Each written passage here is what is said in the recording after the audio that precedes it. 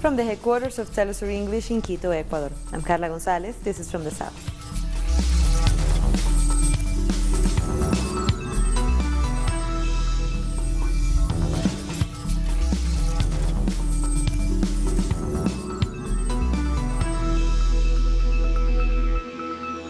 Venezuelan officials have received a team from the Office of the United Nations High Commission for Human Rights.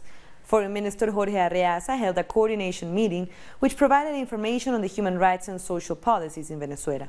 Government institutions and public authorities will be receiving members of the UN team in the coming days. And work to restore the electrical service across Venezuela is ongoing despite some expected interruptions. Nonetheless, everyday life in the city of Caracas is going on as usual. Citizens continue going through their daily lives despite the hardships these latest attacks have caused. Authorities earlier announced a suspension of the working day for Monday. Meanwhile, Venezuela's planning minister Ricardo Menéndez says attacks against the electrical network continue as the government tries to recover the system. While all the actions are taken to reestablish the electrical service, attacks continue to happen. This is an aspect that with the pass of time, we will be able to see all the history of attacks on the electrical system. However, independent of these aggressions against the electrical system, we have a stance which is to restore the full functioning of the electrical system, and at the same time, to commit to all those tasks that are indispensable for the Venezuelan population. Meanwhile, President Nicolás Maduro says he is in constant contact with officials across the country. He added that the attempted sabotage had failed, thanks to the people's spirit of solidarity. The macabre strategy of this attack on the electrical system was to drive our people to lose hope and to cause conflict between Venezuelans. That's not going to happen. That's the truth. We are very conscious in this country. We are patient and conscious, and the level of solidarity and cooperation that the people have shown is impressive. We have to broaden the message of cooperation, solidarity, mutual support, and of peace. All the means of recovering power are being enacted. We are moving slowly so that the recovery from attack that we endured this morning and yesterday during the night is stable and permanent. We are going to achieve it. Tell all the governors to tell the people. Also in Venezuela, workers from the National Electrical Corporation continue their work following the sabotage of the country's main power generator. We have more in this report. Analyst Vladimir Adrianza says Venezuelans are resisting an international scare that seeks to break the peace and sovereignty of the country through unsettling acts like this recent attack to the national electrical system. Evidently, it had to have done in two ways. The fact that Marco Rubio knew about it appears as indisputable evidence that he knew what was happening. There was external collaboration. A cybernetic attack on the automated control of the GURI system that supplies energy to the country is an act of aggression against the people of Venezuela. For the government of Venezuela, this is yet another component of the unsettling plan to destabilize the country. To leave a whole country without electrical service, to leave all hospitals without power. Thank God the power plants worked. What they are saying about 79 deaths is false. While Marco Rubio was mocking the situation, we were transferring children to other hospitals. Despite the problems caused by electrical sabotage, there is peace in Caracas. The people denounce that they are the victims of an attack from the outside. It looks like a coup, this attack on the telecommunications. Today we have a problem and we are all affected. It won't be easy. The attacks will continue, there will be stronger attacks. We should know that if there's a war, it will be worse. From the streets, you can see the Venezuelans are facing these challenges with civility and calm, while the national government continues to work towards the restoration of all the electricity. At least 7 people have died and several others are missing as heavy rains and flooding hit the Brazilian city of Sao Paulo. Many roads have been blocked due to landslides, and many vehicles, including public buses, have been left submerged in water. More rain is forecast for the rest of Monday. And the severe flooding has also destroyed buildings and damaged a lot of homes throughout Sao Paulo. Let's hear from our correspondent Brian Mir with the latest. Starting at around 9 p.m. on the night of March 10th, São Paulo was pummeled by its worst rainstorm in recent history. Major highways have been flooded out and are still shut down today, like Marginal Tietê and Rodovia Anchieta. Thousands of people have been flooded out of their homes, many waiting on rooftops to be rescued by the fire department. People are traveling around on boats on some streets. Hundreds of cars were destroyed. Some buildings were destroyed. There have been landslides. It's just a sign of disrespect from the state government of São Paulo, which privatized 49% of the state water company in the 1990s. And since then, instead of using profits to improve infrastructure and improve flood control, they've been rerouted to the New York Stock Exchange. I myself got caught up in the tumult last night as I was leaving a baby shower with my family in São Bernardo do Campo. It took over 2 hours to get home, as roads were closed, highways were shut down from the rain. And I feel lucky that we didn't get caught in a major flood, like so many other residents of this city. So that was our correspondent Brian Meir from Brazil. The work of Ecuadorian artist Osvaldo Guayasamín continues to inspire a new generation. Relatives and friends paid tribute to the icon on the 20th anniversary of his death. Our correspondent Denise Herrera has more. The late artist, known for his humanist theme and techniques, was buried under the Tree of Life in the Chapel of Humanity, in a garden near his house. Relatives paid glowing tribute to his award-winning artwork with music, dance, and poetry. We are following in his footsteps. We know that our focus is not the North. It is South America and our people. I feel as though my father is still in this house. The tourists always say they are quite impressed because they can feel his presence. We believe he's still looking over us. That's why every year we come here to be with him. We celebrate his legacy with vodka, because that is what he used to drink during his last days, although he also liked a lot of wine. Guayasamín's friends paid tribute by displaying their artwork. They felt more than compelled to do so. 20 years have passed since the master artist passed away. His life's work reflected his commitment to democracy and his fight for social justice. Guayasamín always wanted to paint the tragedy of humanity for the people of Latin America and their unique identity. I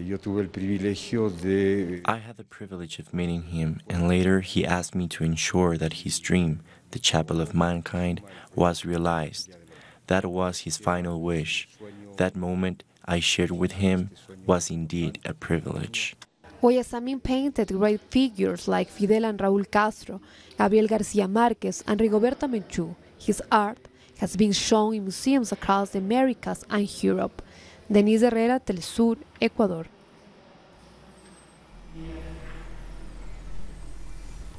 We have more stories coming up. We'll be back.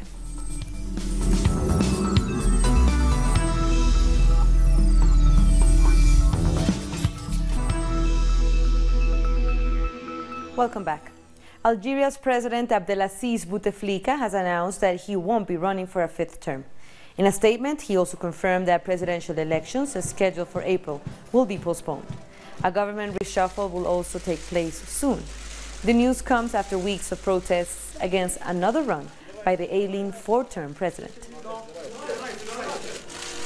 Meanwhile, thousands of Algerians took to the streets in celebration immediately after Bouteflika's decision was announced. People from all walks of life, young and old, joined, jumping up and down with excitement. Cars beeped with their horns in approval. It's a good thing, but only if they change the government completely. If they bring someone just like him, it's not worth it. They have to change the whole government. A human rights organization in Morocco has condemned the government's decision to allow Israeli athletes to compete in a judo competition last weekend. The Moroccan Observatory Against Normalization said the decision by the government was an injustice to the people of Palestine, who continue to live under difficult circumstances due to the Israeli occupation. It added that it will continue to firmly oppose any normalization of relations between Morocco and Israel. An airstrike by the U.S.-led coalition in Syria has reportedly killed 50 civilians, mostly women and children. The attack came as the U.S.-backed Syrian Democratic Forces continued their assault on al-Baghouz, the last village in Syria held by the Islamic State group. According to the Syrian news agency Sana, the civilian deaths happened at a camp near the village. Our correspondent in Syria, Hisham Wanous, has the latest. The international coalition, led by Washington, bombed the town of Baghouz in the northeast of Syria, near the border with Iraq. According to local sources, one of the bombs reached a refugee camp, leaving 50 dead, including women and children. The last remaining Daesh fighters are located near this location. According to the Syrian Democratic Forces, which in the majority are Kurds, there is an ongoing battle to fight the last groups of Daesh. This battle is waged between fighters of the Syrian Democratic Forces against the international coalition led by Washington. This is not the first bombing by the coalition that leaves dead civilians. Complaints have been brought to the UN Security Council to demand the stop of these crimes against humanity and to dismantle the coalition. They say they only want to make the war in Syria longer, causing the death of civilians and the destruction of the country's infrastructure. A correspondent in Damascus, Hisham Wanous. And now to Colombia. The President Iván Duque says he will partially object to the statutory law of the Special Jurisdiction for Peace. During a message to the nation, Duque said he will oppose 6 legal articles that are key to the peace process with the FARC. Various experts have already said the decision could endanger the peace process and its implementation. After an analysis, I want to announce the decision I have taken to the Colombian people and explain my position to the country. I've decided to object to 6 of the 159 articles of the statutory law for the special jurisdiction of peace, because they won't work for us. Let's hear from our correspondent, José Manuel Jiménez in Colombia, explaining what points of the law Duque wants to delete. Saludos para ustedes. Efectivamente, el presidente President Ivan Duque spoke to the country on Sunday, objecting to 6 articles from the statutory law of the Special Jurisdiction for Peace. Duque said he is against these specific articles. Article 7, on the reparation of victims. Duque says he isn't clear how that will happen, despite the fact that the process is well explained in the regulatory law. But for Duque, it isn't clear. Article 63, Section 8, on the duties of the High Commissioner for Peace, the person who decides who is part of the peace process. This list was revised by the United Nations and accepted by the government, so there's no reason to say it will take away responsibilities from the person chosen. Another article he objects to is Article 79, Part 3, Section J, with the role of the Attorney General to ease legal processes and investigate if there were crimes committed after the signature of the peace agreement. There's Article 19, Paragraph 2 as well, about state crimes. According to the president, the state would refuse to investigate these crimes, like massacres and genocides, despite the fact that the International Criminal Court said the law would never deny investigating and prosecuting those who committed crimes against humanity. He also rejects Articles 150 and 153 about the extradition process and involves judges that have been removed for their capabilities on presenting evidence. But the president still insists on further defining this topic. Also, the issue of third parties entering the peace process, although Duque hasn't said it, but it's directly related to the extradition of Jesus Sanchez, political leader of the FARC. The most interesting part of his speech is the proposal of a constitutional reform for the JEP. This, according to experts, is a final attack against the peace process. The president is following the ideas that came up during his presidential campaign that will tear the peace process apart. With these, Duque is destroying the future of victims, of truth, of reparation, and of whatever peace has been achieved. This could lead those who didn't trust in the peace process to join armed groups. This law has been approved by the Constitutional Court because it assures reparations for victims of the armed conflict. The peace process is now hanging on by a thread. The future is uncertain for this and other future peace talks, since the government isn't fulfilling agreements signed by the state and is leading Colombians to a new era of violence. A correspondent in Bogotá, José Manuel Jiménez. And following Duque's announcement, the president of the Special Jurisdiction for Peace, Patricia Linares, said that the tribunal will continue working for national reconciliation. We would like to reiterate to the international community that the Special Jurisdiction for Peace will continue working in full, demanding in totality each of its functions as it has been doing since January 15th last year. in order to comply with its commitment to contribute to the whole truth, the integral reparations to victims, and the creation of guarantees to ensure there is no repetition for all Colombians, applying restorative justice and bringing reconciliation closer in the country. We continue in Colombia. Human rights organizations are condemning the presence of paramilitary groups, drug cartels, and militias competing to control the Department of Northern Santander. Let's find out more.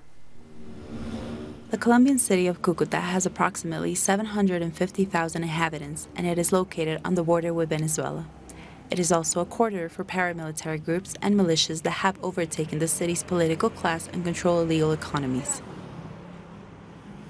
They control the access to the country, as well as most goods that come from Venezuela. They then smuggle these goods into the country. 14 years after what was supposed to be a complete demobilization of paramilitary groups, today in Cúcuta, these groups control the city's legal and illegal economies. They have also implemented the sacking of Venezuelan goods into their criminal activities. This looting of the Venezuelan economy translates to at least 8 barrels of gasoline being stolen every month and smuggled through this area. But how can a city that has an unemployment rate of 17% and where 78% of workers work informally sustain itself? Money laundering can be found all over Cúcuta. There are small companies, drug smuggling, malls and corruption networks that are entrenched in City Hall and the government of Northern Santander. According to human rights agencies, in the Department of Santander, almost 600 cases of forced disappearances have been reported, out of which 120 have happened near the border with Venezuela. There are ways for disappearing people from Cúcuta that are not reported. Armed groups continue to amass strength, spreading all along the Colombian-Venezuelan border. Many experts agree that they have the support of the police and could lead an attack against the Venezuelan people. We'll take a short break now, so don't go away.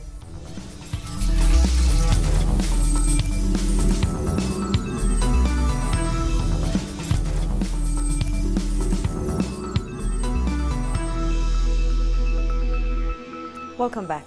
Ethiopian state TV says authorities have found the black box from the Ethiopian Airlines flight that crashed on Sunday. However, an airline official says the box is partially damaged. The Boeing 737 MAX 8 crashed minutes after takeoff, killing all 157 people on board.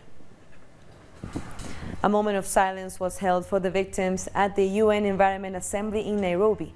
22 UN employees were among those killed in the crash. Meanwhile, Ethiopia, China, and Indonesia have all grounded their Boeing 737 MAX 8 fleets due to safety concerns. Sunday's crash was the second disaster involving that airplane model in 6 months.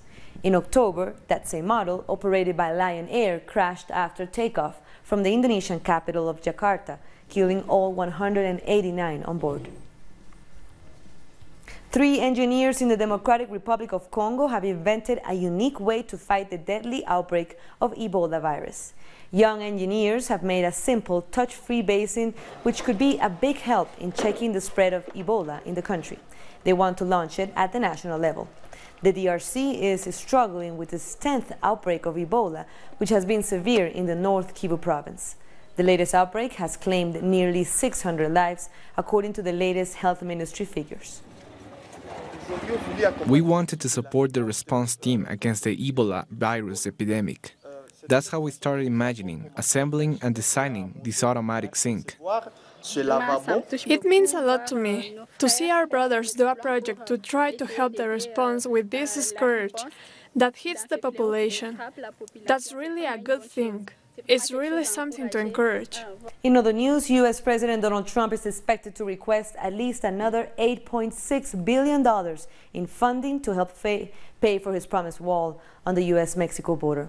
That is more than 6 times what Congress allocated for border projects in each of the past 2 fiscal years. The president also wants to cut non-defense program spending by 5%. Democrats are likely to reject the president's new request. How do we do it? I like him. Our correspondent in Washington, Jorge Arreaza, has more details. Thank you. The plan that President Trump is proposing for his budget year 2020 reduce 12% healthcare, 12% education, 23% diplomacy, 32% climate change, environment concerns, all those reductions to finance his border wall, and now he's asking $8.6 billion for the building of a wall. Before he was asking $5.7 billion. The reading is very easy. This is a presidential statement that he did when he was running for president in 2016, and is seen as another step for his re-election plans. They say, analysts mentioning that is absolutely a political issue and not a real need. He's trying to sell that there is a national emergency in the southern border. There's an agreement that if there's an emergency in the U.S., it's about the climate change and there's not such thing as emergency in the border. But on the other hand, what is already been known by the Democrats, that they're going to veto every possibility of that plan to go ahead. So there's another eventually confrontation that could be coming. And remember that the last time that Democrats and President Trump were confronting their different views ended up in a shutdown that cost billions of dollars and left 800,000 people, public employees, without payment for weeks. So it's a very controversial, again, it's another very controversial issue that President Trump's brought to the table. We get back to you now. Thank you, Jorge. That was Jorge Arreaza from the U.S. Now, progressive and dissident voices continue to be silenced in the United States, especially in the Congress, when they question the country's foreign policy. Our correspondent, Alina Duarte, tells us about the latest attempt to suppress an alternative perspective. A woman, Muslim, black, and a Somalian civil war refugee who lived in a camp in Kenya. Today, Ilhan Omar has a seat in the U.S. House of Representatives. She's also considered one of the most progressive legislators in the chamber, and her voice makes Washington nervous. That is a ridiculous question, and Yes or no? No. She's brought to light the influence that Israeli lobby AIPAC has in both public affairs and political life in the United States. Doing so has generated a campaign against her. The anxiety here that's being raised is not about the concern for Jewish life, but is about the concern for Israel's viability as an apartheid state, continuing and entrenching its settler colonial encroachment. And the United States has been the leader of that effort. The media campaign against the legislator treats criticism of Israeli politics as an attack on the Jewish community. Criticizing Israel does not mean you criticize the Jewish people. We reject anti-Semitism just as we reject Islamophobia. Both are unacceptable. The criticism of Israel doesn't have to do with Semitism or anti-Semitism. This has to do with human rights and the human rights to treat both people equally. Omar doesn't get much backing, even from her own side. Even Democratic socialist Alexandria Ocasio-Cortez, who has become something of a media sensation, hasn't been very clear or has kept her silence regarding Omar. Meanwhile, more veteran Democrats have tried to control the situation. What Congresswoman Omar said, I thought was wrong and hurtful. But I also want to say that what happened linking all Muslims to the terrorist attack was wrong and hurtful, and both should be condemned. Is laid on the table. Even though the result of this controversy saw a declaration against all kinds of hate, which Omar signed, for the press and for Congress, an anti-Muslim poster that associated the Congresswoman with the terrorist attacks of September 11th went almost unnoticed. In the same vein, the report from the United Nations Independent Commission of Human Rights saying that there were reasonable motives to believe that Israeli security forces committed grave violations of human rights and international law was largely ignored. In 2018, the Israeli army has shot at children and journalists during the Great March of Returning Gaza, killing 189 Palestinians, 35 of them just children. The number of hate groups that exist in the United States is alarming. According to the Center of Legal Studies on Poverty in the Southeast, in the year 2018, there were 1,020 such groups, of which 100 were anti-Muslim, 148 white nationalist, 112 neo-Nazi, and 51 Ku Klux Klan cells. Alina Duarte, Telesur, Washington, D.C. Remember, you can find these stories on our website at telesurenglish.net. You can also join us on social media. For Telesur English, I'm Carla Gonzalez. Thank you for watching.